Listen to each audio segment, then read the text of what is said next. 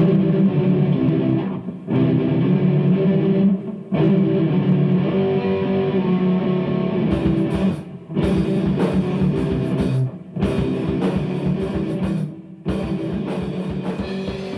guys, welcome back to my channel. Really appreciate you coming by today. As always, thought I'd do something that I haven't done yet today and do a video where I just give you a little bit of information about myself.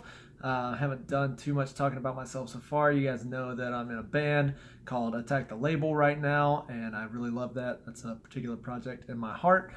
You know I've got dogs. You've met them a little bit in my Things in My Room video. Michael Vick was in that video.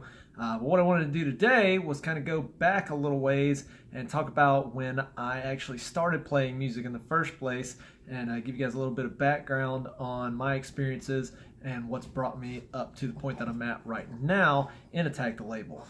So let's do that. I actually started playing drums kind of randomly when I was about 20 years old. I had a friend whose house used to be the house that everybody would party at, and he had a drum set that was set up in one of the back rooms where nobody went. And as I would drink and have my fun, I'd always end up in that back room just kind of toying around, checking out his drums.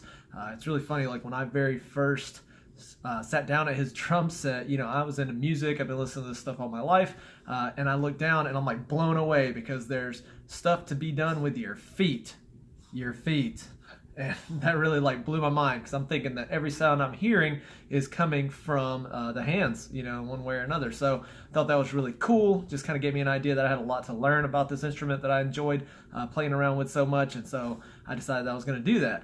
I got an ample opportunity later that year. I actually got into a little trouble and wasn't working as much for a little while. So I decided that the best thing I could do, hey, what do I love right now? What can I spend my time on? The drums at my buddy's house. So I convinced my dad actually to help me go out and buy my very first drum set. It was just like a little PDP starter kit, you know, the $2.99 special at Guitar Center, but it definitely served the purpose for what I needed.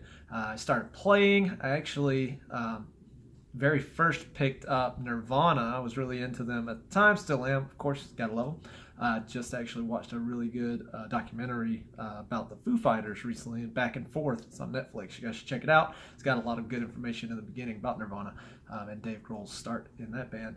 But I actually just picked up the Nevermind album, and I decided, hey, look, this is something I kind of understand. There's some stuff going on here that I'm not really getting, but I bet if I sit down and take it one song at a time, I can figure out how to play these songs. And that's exactly what I did. I took that album from track 1 all the way to the end, and if there was something I didn't understand, I figured it out, or I looked it up on the internet, or I downloaded a tab for it. I don't read music, I'm not that cool, but I did use tabs a lot in the beginning trying to understand what was going on in these songs.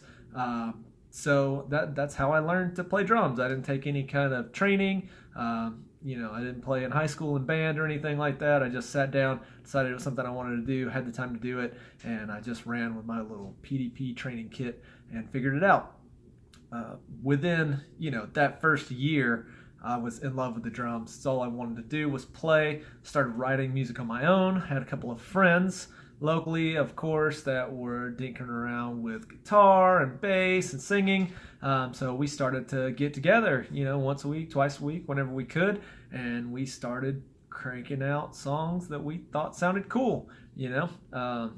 In that first year, I also upgraded my kit, outgrew that PDP trainer really quickly, actually got into this Tama kit that you guys see me play in the videos online now. That's actually been my kit as long as I've been playing. I've been playing for about 13 years now. You know, I've updated it, upgraded it, customized it, but it's a kit that I'm happy with. You know, I could probably definitely use something a little less banged up. We used to play live shows all the time, and this kit was the one that went with me, so it's got some scratches, some dents, some dings, some love all over it, but it still serves my purpose right now, which is just kind of taking the time we can to write tunes and enjoy playing together. So back to that first band, actually. We initially had 5 guys, a couple of dudes playing guitar, and somebody playing bass, and a singer. and we ran with it. We called the band Boredom, which you guys can find. I am uploading all of those songs that we actually recorded ourselves, garage style, back in the day. I think I've got the entire first EP up right now, and a lot more songs to come. I really love putting that stuff up. I was really into the music that we were doing back then.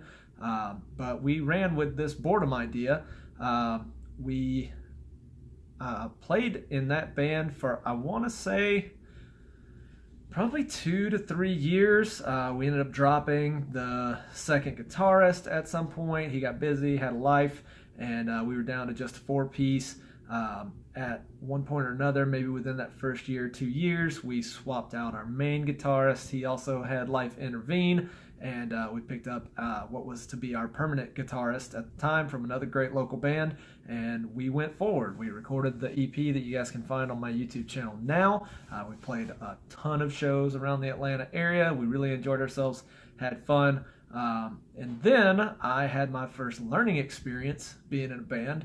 I felt like we had outgrown one of our members, and I did not know exactly how the lifespan of a band works at that point, and I didn't understand how important the relationship that you have with the people in the band is to being able to put music together. So we made a decision as a group to try and replace our singer. He was a really good friend, somebody who had done well by us, great guy. We just felt like we needed to move on to somebody else in order to take that next step as a band, and so we made the move. It hurt like hell.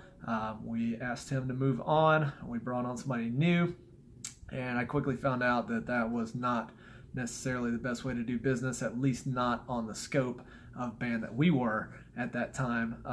It didn't just automatically shoot us up to the next level. We tried to hang on to the Boredom name. We tried to hang on to a number of the original songs that we had written. We thought we were just going to move forward with a new member, and that didn't really work out.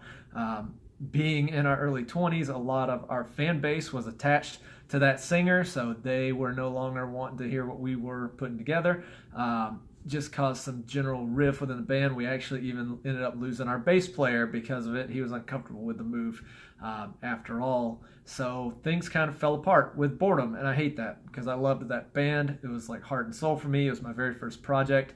I'm still very attached to it. But we decided to move forward with the remaining members of the project at that point as a 3-piece in search of a bassist. So we had 2 guitar players, one of which could sing, well, both of which could sing, and we decided that we were going to call this new project of new songs Serving Self, and that is a project that also was very important to me.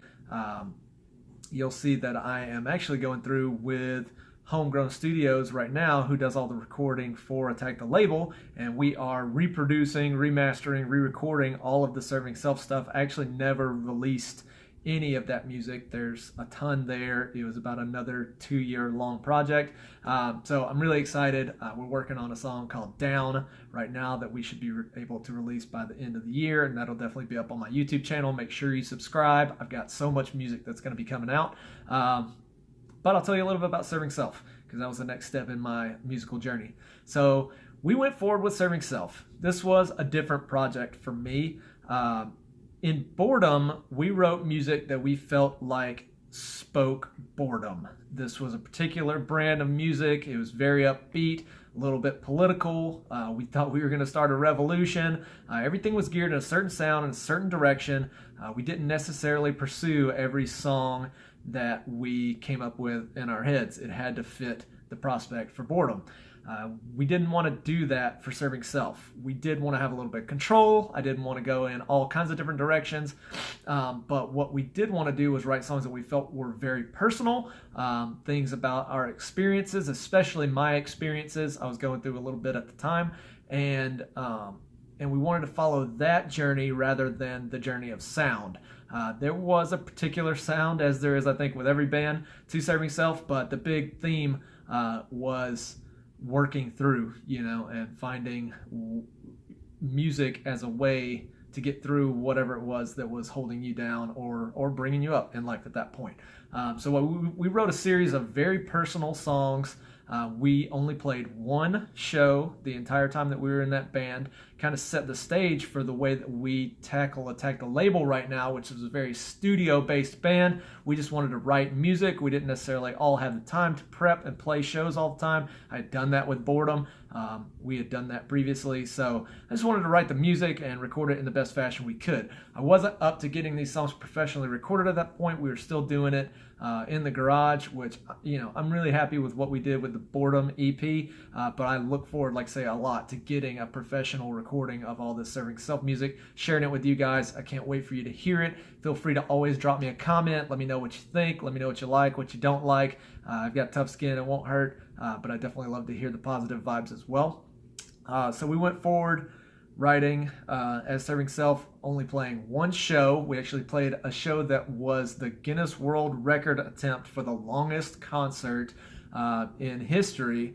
It was really, really cool. It was played at a bar here locally in Atlanta. Basically what they did was they had bands playing 30-minute to 60-minute shows consistently with no more than a 5-minute break over what I think turned out to be like a week and a half period. It was amazing. It's broadcast live on the internet, which was really cool. That wasn't going on a lot at the time. We got to be a part of it. Even got a plaque, which I'll try to find a picture of, put it up for you guys in this video. Let's check it out.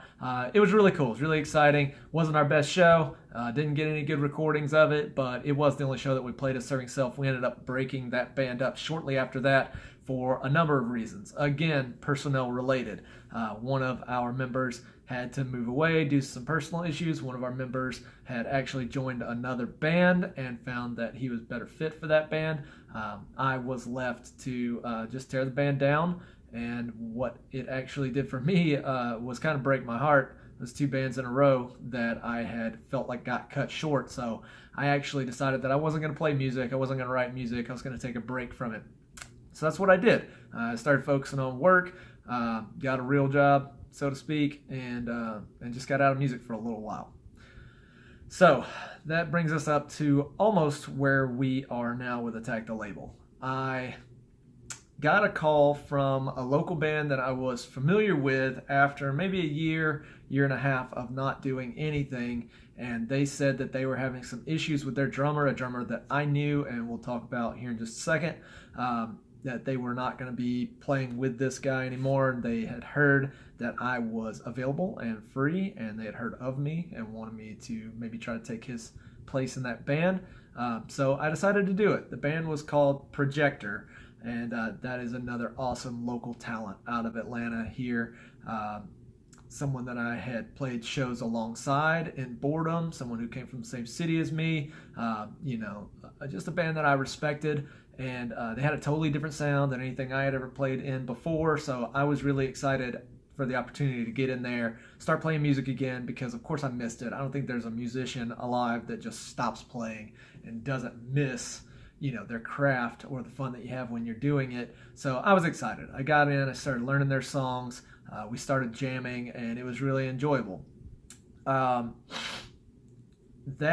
drummer happened to be a friend of ours who you may have seen us speak about before, Joseph Smith. He was a very tight friend of ours. He actually ended up passing away entirely too early, maybe a year or so into my tenure with Projector.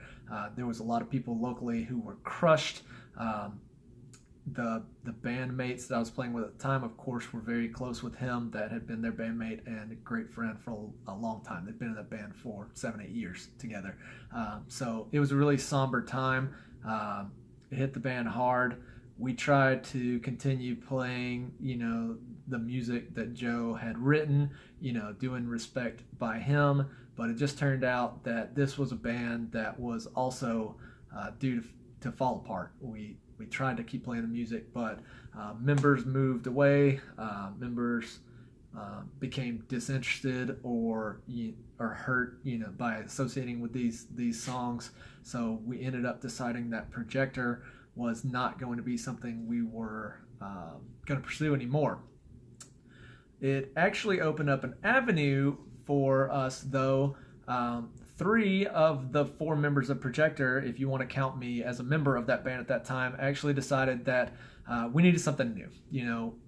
We had all been in these bands that had been around for a really long time, at least relatively for our careers. And we wanted to just have a little more musical freedom. I think we all enjoyed playing music. We all enjoyed writing music. We had found a vibe amongst ourselves here in this new group, and we just didn't want to play shows, and we didn't want to play a certain type of music. We didn't want to go down a certain path. All we wanted to do was get together once a week, whenever we could, and write songs, and if we felt like we had something we liked, maybe record it on our phone, and hang on to it. So that's what we did. I have been a member of this project for about 6 or 7 years now, and the first 3, 4, 5 years, that's what we did. We had no name for the band, we played no gigs, we professionally recorded nothing, we just wrote songs that we felt like were good, things that we enjoyed, recorded them on our phones, and that was it.